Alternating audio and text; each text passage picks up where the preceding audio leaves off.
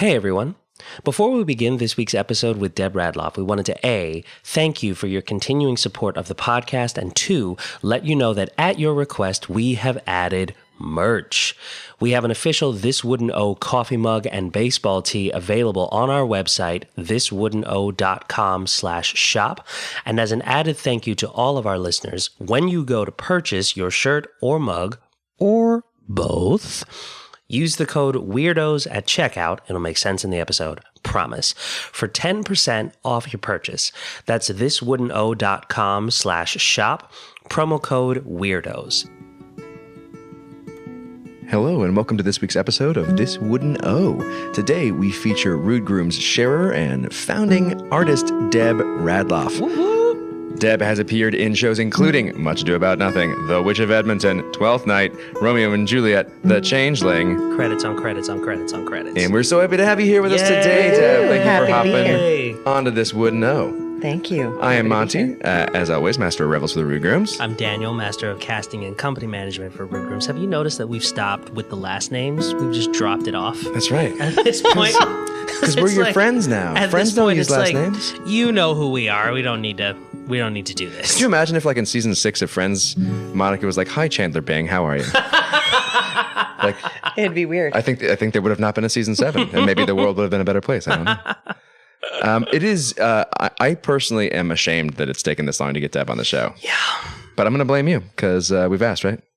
Yeah, no, it was my fault. Okay, it was great. my Awesome. it was my schedule. So- In December was not the greatest of so grades. please tell us why you were so busy that you managed to avoid us for an entire month.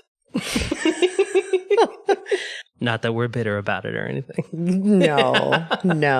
I mean, holidays are always travel time. Right. So there's that. There's about like a week and a half in there that's just off. But I also filmed my first 2 tiny baby Blink and You'll Miss Me co-stars in December. What? So 2 of them? yes. You only told me about one of them secretly that I can't tell anyone else about. I knew about none of them. So Because wait a I minute. couldn't say anything. You know. Are they on different shows or the same show? No, they're in different shows. What? As someone who would really like for that to happen, and it's been a while, and ain't nothing happening. How did this occur, Deb Radloff? Give us your secret sauce. I do owe a lot of my on-camera audition training to Devin Shackett. So if you're an actor out there and you are looking for someone, she's a genius. I really can't express enough how invaluable it is to gain training on how to audition for camera because it is different than acting school. What are the most core differences that you've found working with Devin? She deals a lot with what I needed. For a very long time, I held a lot of negative beliefs about myself and about what I could or couldn't do or what I was or was not capable of. And for a very long time, I had myself convinced I shouldn't do that. I'm really meant for the stage. A lot of the on-camera wisdom out there is don't move, don't blink, Right. be still. Keep it all behind the eyes. Keep it all behind the eyes. And while, yes, that's true, the camera will pick up everything. Now, the second thing, and this is the business side of it, is having a good relationship with your representation. Mm-hmm. And what I can tell everybody is that you have to go in and tell them what you want.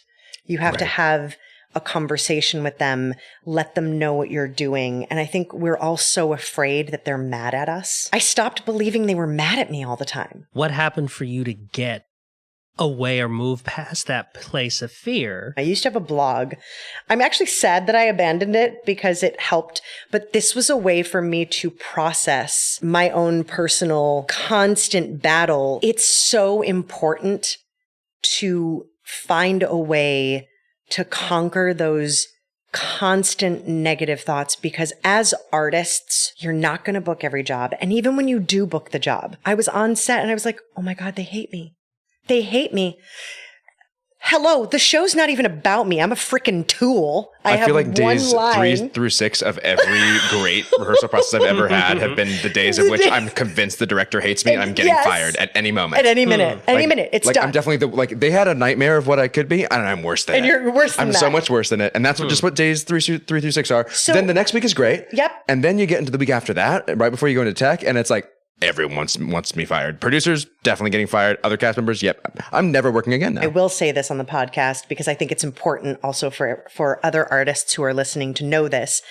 I did book a small co-star on the final season of Broad City. However, they rewrote the episode before I got the official offer. Oh no. But the casting director, who didn't have to do this, wrote to my agents. This casting director wrote to my agent and said, we just want you to know it was Deb, but they rewrote the script and cut that scene out. Now, you mentioned that the way that you have approached your relationships with your representation has changed a lot of things, where you've stopped entertaining this idea that everyone hates you, or that nobody actually wants you here.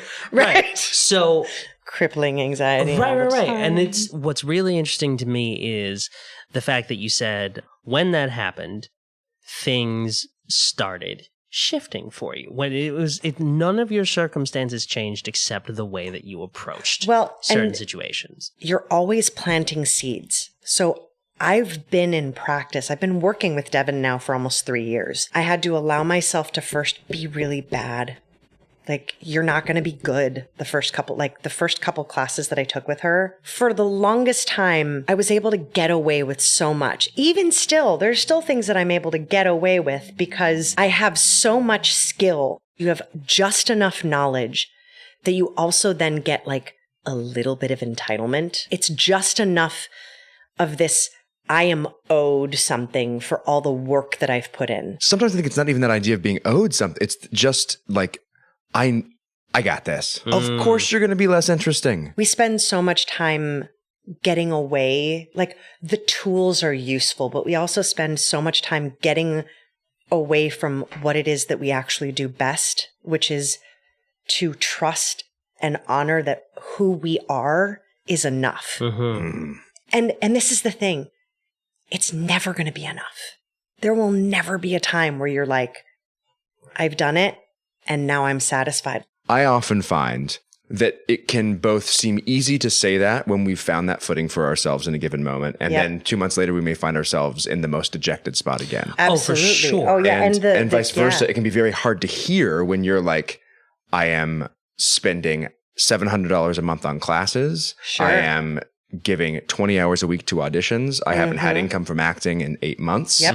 I'm now being asked to audition. Or 5 years. I went 5 years between a really like impressive theater job. And I know that I did very good work. Right. I know that is the case, but these things happen. And I guess what I'll say to that is that there will never be a time where you're always positive all the time. That's impossible. The only thing that has made it better is I have accepted that the low points will happen. Letting Go is a great book about dealing with allowing yourself to feel whatever the emotion is, and without judging it, you just feel it and you let it pass. So to me, it was finding the balance of not judging myself for having a really down moment, and also knowing that I was doing the work. That shift is reminiscent of, I think, the best piece of advice I've ever been given when it comes to audition technique. I was speaking with an acting mentor at the time, and I was telling her, she was like, how do you feel? Because it was the day before I was supposed to do my self-tapes. And I was like, I'm really nervous. And she told me, I think, one of the most important things I've ever heard. She said, do not walk into the room to do your self-tape and treat this like an audition. She was like, you are not going into audition. Let everybody else audition. You're going into rehearsal. Because everybody who goes in, she's like, when you go into a room with the mindset of this is an audition, a lot of people will treat that like, please give me permission to do this. But if you walk into an audition or you do a self-tape and treat it like it's a rehearsal, you walk in with the assumption that this is yours and you don't have to ask anybody's permission to do the thing that you want. You can just make the choices in the room and do the thing that you want to do in the beginning. And because you're not asking for permission, you're going to come in with an air of confidence and a sense of play, because you're not asking for permission. That was Michelle Shea. And I think that is quite possibly one of the most transformational things I have ever heard when it comes to walking into audition rooms. When you just can't smile through it anymore, when you can't reframe your context into that positive, how do you find the way forward? So I think it goes back to, Deb, what you were saying earlier, which if I can try to like synthesize it all down, is you don't deny where you are. You don't, you accept where you are. And in the way that you described it in your life and your own mindset, it reminds me of a lot of what we used to hear in acting school, which is like, don't try to invent or deny anything. You accept where you are. So if I'm coming from a place of, I haven't been to an EPA in 6 months, I can't change the fact that I haven't been to an EPA in 6 months. So I'm not going to walk into the room of an EPA like I've been doing it every day for the last 6 months. I'm like, I can't change that. I can't control that. What I can control is how I show up in this room. I can control the kind of prep that I do going into this audition, and I can control what I do in this room. So I think it really comes down to, for me, it's recognizing that anything that I don't have direct control over, that I can't influence, is taking focus and energy away from the things that I do have control over and the things that I can influence. Oh, and that's the other thing too, is that for a long time, I engaged in covert self-sabotage. It was scarier to me to really be prepared and really stand in my own power. Because this is such a real thing. If I did that, I couldn't hang on to the excuse anymore that the reason I didn't get the job is because I wasn't prepared. For a long time, not being prepared was a crutch. And I didn't even realize that until I took the time, and letting go helped me with this a lot. That book helped me with the cages that we put ourselves in, is that you have to recognize that these cages, not in anger, but like in thanking them for their service, like recognizing that the cage of unpreparedness was self-protection. In a way, it's like the tension we have to get rid of as actors, right? Like that shoulder tension is there to protect you from something. Protect you, but you just got to get rid of it before you can actually release your voice fully on stage. Right. I'm curious, now that you've had both experiences and you know the difference in your work between when you prepare versus when you don't.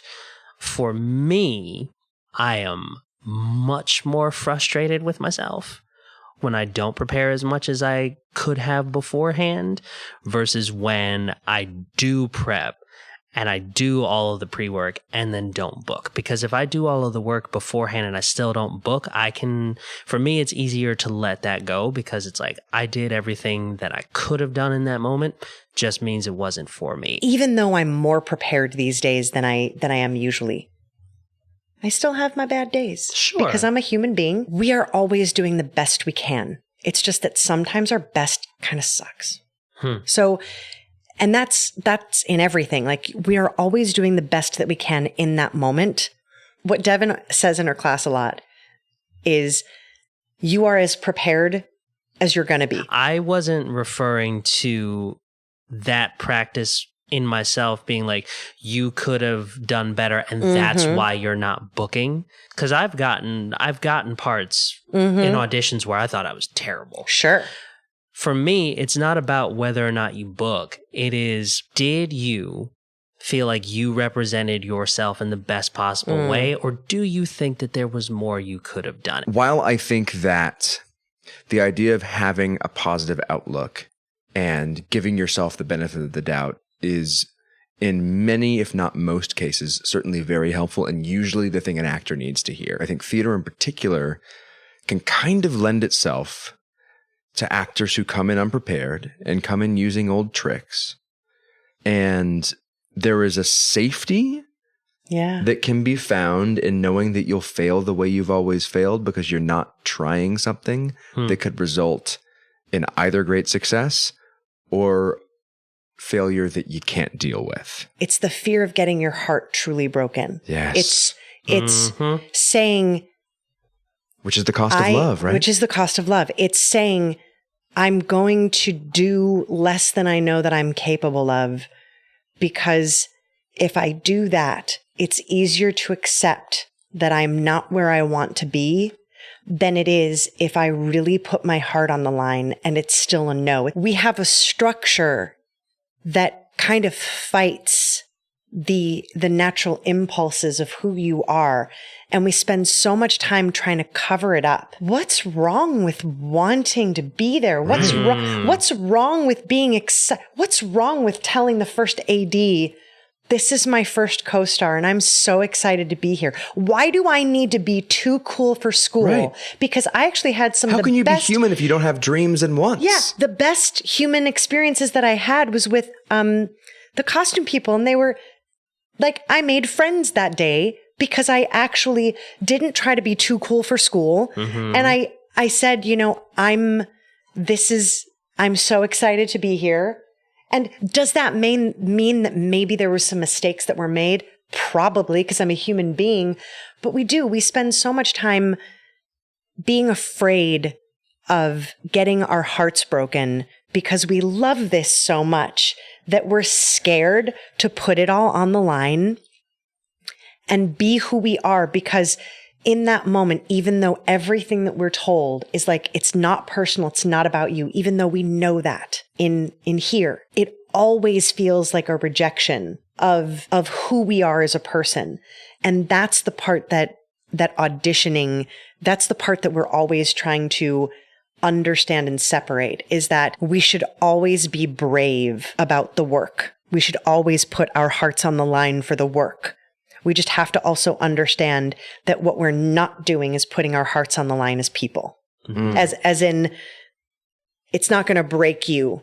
That's why I say you have to both let the feelings be there and pass, and also make note of your wins and keep being prepared, because those are all things that will help you in this career, right, with getting just being here. And if that means you have to take a break, then take a break. If that means you need to get a bunch of friends who you really love and make art, then that's what you do. Speaking of getting a bunch of friends you love making art, thank you for that beautiful segue, Deb. Yeah, it was lovely. Would you share your first memory of what was to become Rude Grooms? That singular meeting that we had when I was doing that WeWork job, and you and I met on the rooftop. And we were just discussing that we should, we'd worked together on a lot of other projects, but we wanted to come together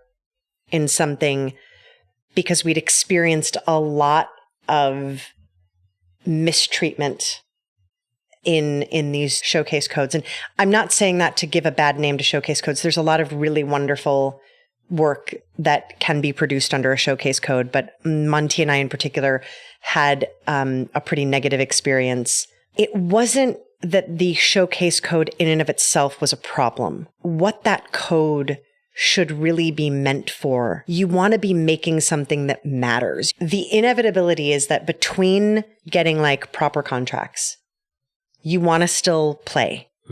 Then you should play with people that you like, doing work that matters to you, saying words that are just glorious and delicious to say.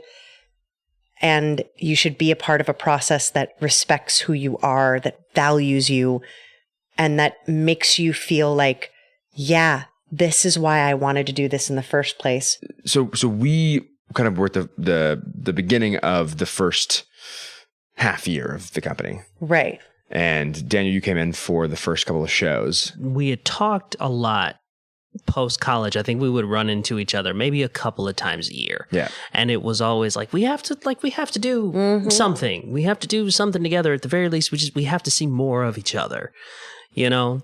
And when you came to me about Much Ado, because Shakespeare Hunt was just something fun. Yeah. That was just a fun exercise to do as an actor. But That was, honestly, that's still my favorite Grooms show, was that Shakespeare Hunt. that was a lot of fun. But when you came to me about Much Ado, it was right in the middle of my transition out of a not great work environment. And it felt like things were starting to turn on the upswing for myself, like personally. And then that gave me an opportunity to do things professionally. And I remember going into the prep for that show with a newfound appreciation for the rehearsal and performance process. So I remember like having a conversation with myself, like, okay, you are about to transition into a new part of your life. You are letting a lot of things go, which means you have the potential to essentially hit the reset button. You have a responsibility to yourself to show all the way up. Just like come completely correct. That means first rehearsal, you're off book, or as close to off book as you can be. Character choices made with still allowing for some room for improvisation and like finding things. But I was like, you are going to be prepared, because in this window of leaving my old job and starting this new job, I was like, you got nothing but time. So you have a responsibility to be prepared. And so that happened. And it came and went, and it was super fun. And then Monty and I just kept in touch after that. It was the beginning of 2019, and I got a phone call from Monty. It's like a long 2-minute voicemail, but he was just like, I want you to be more involved in the company, and I want us to sit down and have a conversation about what that looks like. Right. And that sort of came together in the months leading up to Romeo and Juliet. And again, another great process where I was just able to like throw myself into the work. And I noticed that as I kept doing more things, those wheels just started turning and generating more ideas and more energy. I was like, we should do this. We should be looking at this. We should experiment with this thing and that thing and the third thing. And it really all started. We got to where we are now with, you know, the shows that we've been doing and then this Would Know and all of this other stuff, because you and I kept having a conversation like, we got to do more stuff. Yeah. And it wasn't a thing of just like, yeah, let's do some more stuff together. And then we don't talk for a year. It was like, let's figure out what we're going to do and really have a conversation about it. And it's been great because that has, over the years, it has bled itself into my personal life, because now that's genuinely now you live in Queens. It's great. I'm so excited. Daniel just moved to Queens, everybody. We're so successful. I have... this episode will come out a month and a half after we've recorded it, so I'm just wishful thinking. You're talking about putting positive thoughts out there. I'm just putting it out there. And so, see, and my gullible self, I was like, really? You moved to Queens? That means it's true. If 2 people believe it, that means it must be true, right? That's how facts function now in 2020. But I was saying, it's bled its way into my personal life, and it's led to more meaningful relationships, because now the people who are closest to me have followed that same model where someone is just like, we should do more of this, or we should spend more time together. Right. And somebody will be like, yes, I agree. Let's do it. When are you available? And the people who are the most proactive about it or respond to that proactivity from you, those are the people who I'm closest with now. And the people who just say it to say it, I'm just like, great, I don't really have time for you. Creativity breeds creativity is I guess and practice breeds preparedness. Yep. And it's all a practice. Like that's how I feel about everything that is Rude Grooms, is we are just putting one foot in front of the other. And what I love about it is we always know that we want a little bit more, but we take the opportunity to learn from what happened and then move forward with what it is that we want to do next. And that's what I so appreciate about being here, about being a part of this circle, about being a part of this Would Know. When actors who have yet to find a collective or an artistic home. Maybe it's a company like Rude Grooms or a company like Hedgepig, where you're still not making, like, you're not making money off. This is just a place where you know you're going to get to make art with people you trust that you at least artistically believe in. For actors who haven't found that yet, how difficult is it to create that space for yourself? What are the things that an artist who's used to being a for-hire artist can gain by getting that experience of being in control of their own artistic expression? You have to become a person who schedules that Google Calendar. I kind of did that a little bit with you. I kept, you know what I mean? Like, I kept bugging you. I was like, yeah, we bugged each other for years. We bugged each other. I like creating, I don't know why, but every time we were acting together, I was like, yeah, I like working with this human. Like, I can't really describe it other than that I bother people that I really am like, yes, these are my friends. Bother's the wrong word. Nurturing those kinds of connections and relationships and friendships with people, I think it is part of where that comes from. People don't forget, and the people that you like and who like you will always find them. But it's about reminding yourself that you aren't alone, and building those relationships and those friendships. That's the important part. So if you don't have a community to begin with, you have to get good at meeting people and creating it. And that can really happen in any way. The late Richard Easton, who was a teacher at the Old Globe long before my time, used to tell the students, go to the theater. And the reason you go to the theater is because our special superpowers, that usually if you're going to the theater and you have a friend in the show, you always go and you always let them know and go backstage. And this is where old relationships are rekindled. This is where new relationships are formed. This is where you get to meet and talk to and get fed even a little way. And I remember that because I have some friends in some really great shows, and I'm like, I'm going to buy tickets to those shows. I'm going to let them know when I'm coming, and I'm going to go backstage, and I'm going to remind myself why I really like that person, why I like their work. And that's also another thing that sometimes we hide from, rather than allowing ourselves at any given moment to remember that we have a secret pass that the general public doesn't have. Right. And that's a power. And that's beautiful. Know that your people are out there.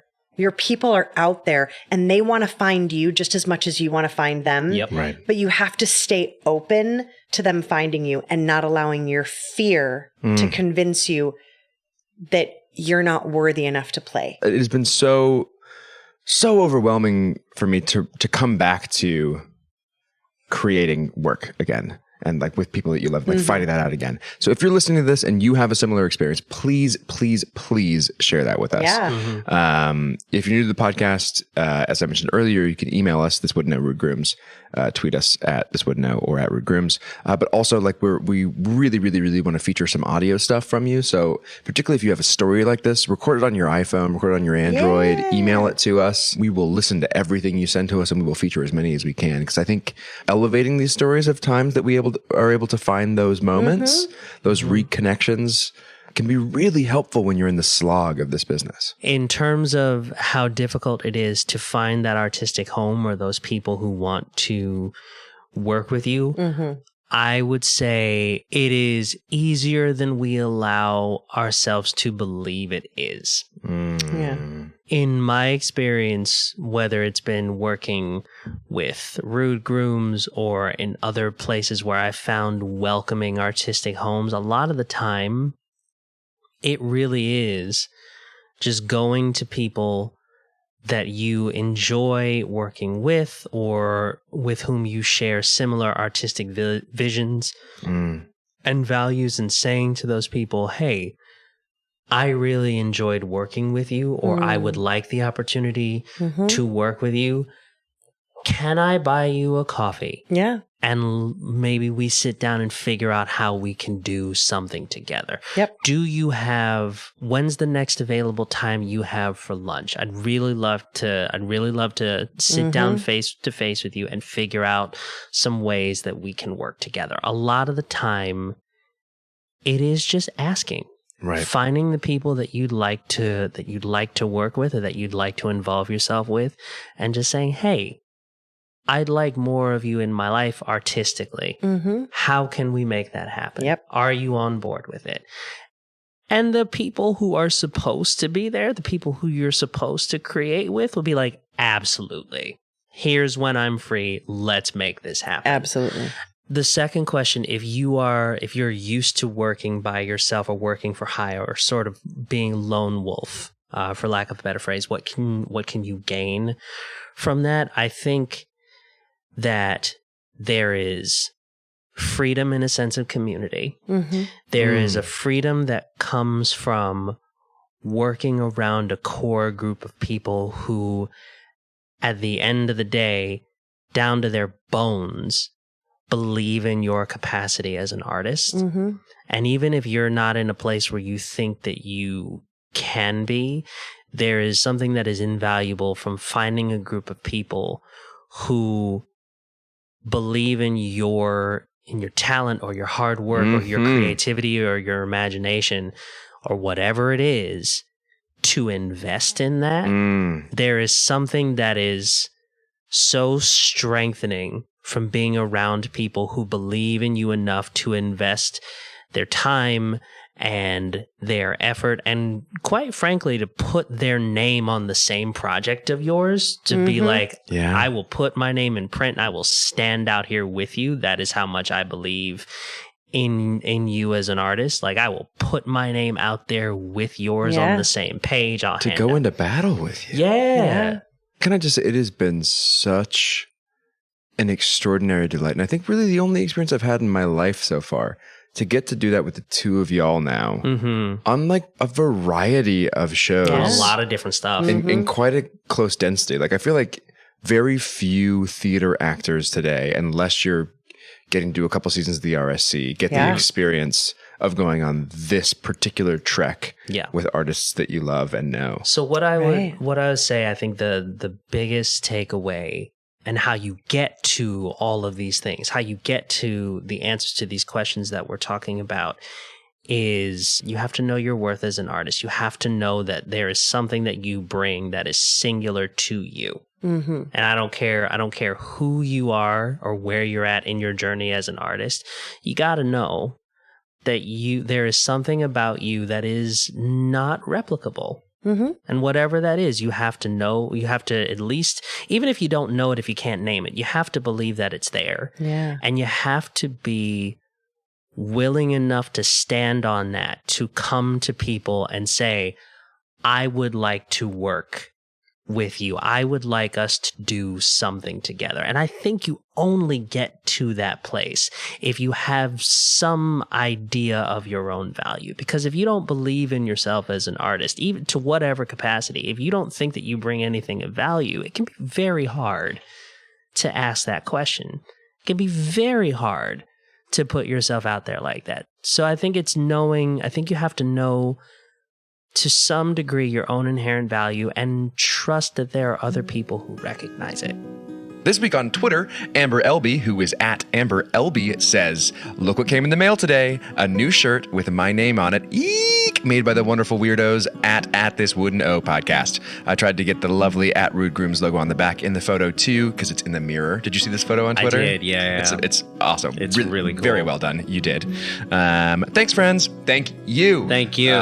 We're so grateful to you for giving us this Find Your Weirdos. Which also goes back to the copy you heard me place at the beginning of this episode. We've got merch. Go buy it. There's a discount. And that discount code is only good until March 16th. Yes. So go, and go quickly. I have a shout out this week to Mike Ortiz, who says on Facebook, "Loving your podcast with Montgomery. That episode with Anya was inspiration." We 1,000% agree.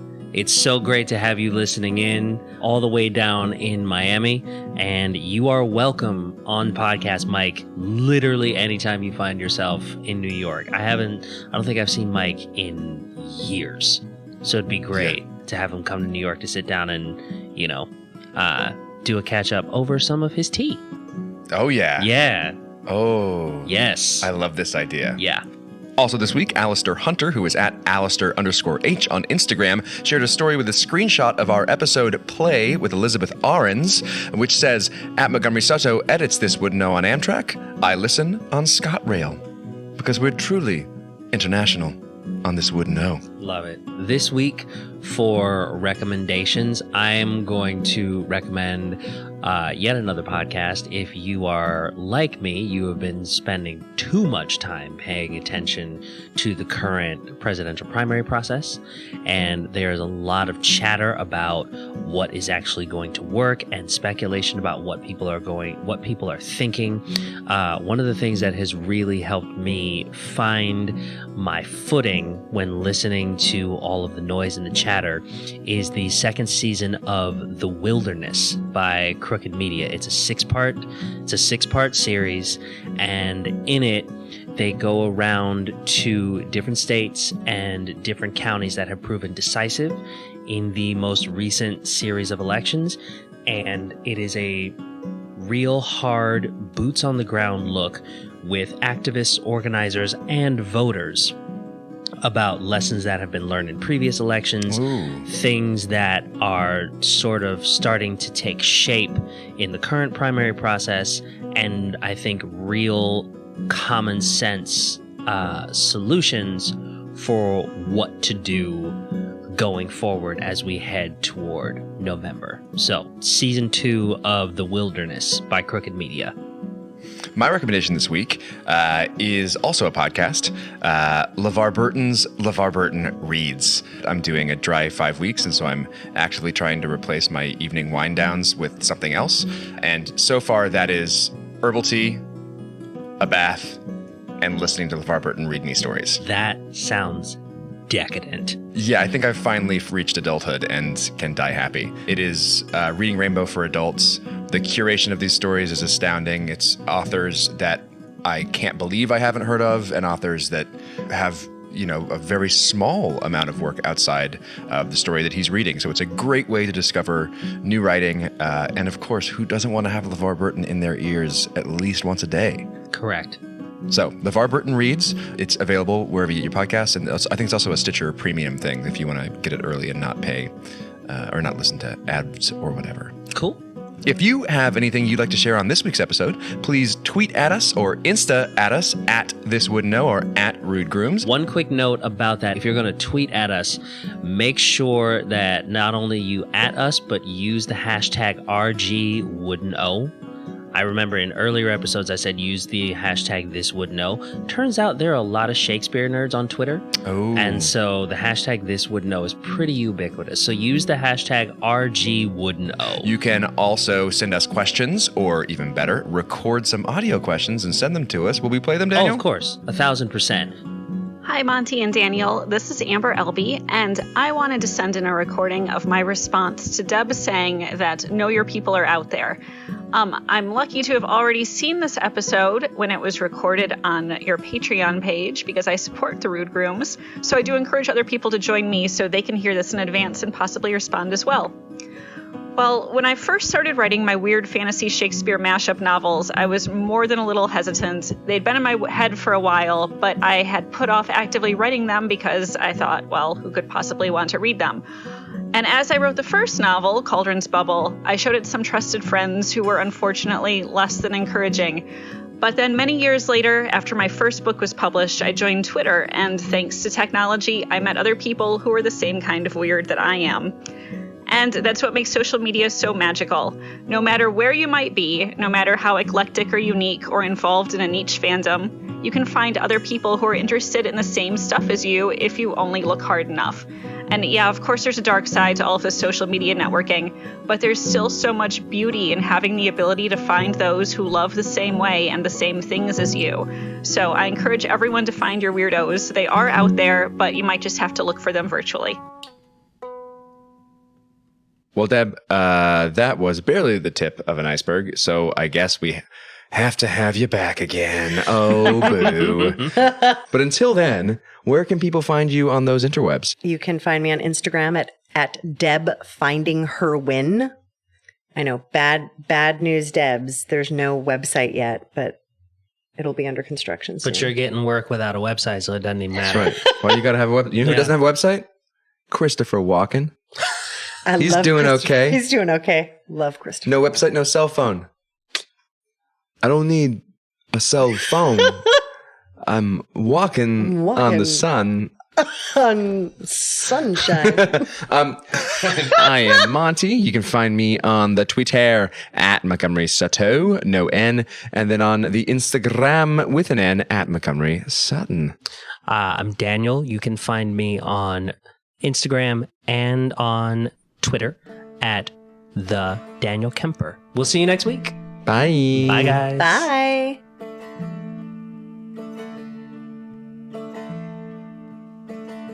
Thank you for listening to this week's episode of This Wouldn't Know, hosted and produced by Daniel Kemper and Montgomery Sutton. Original music is by Kara Arena.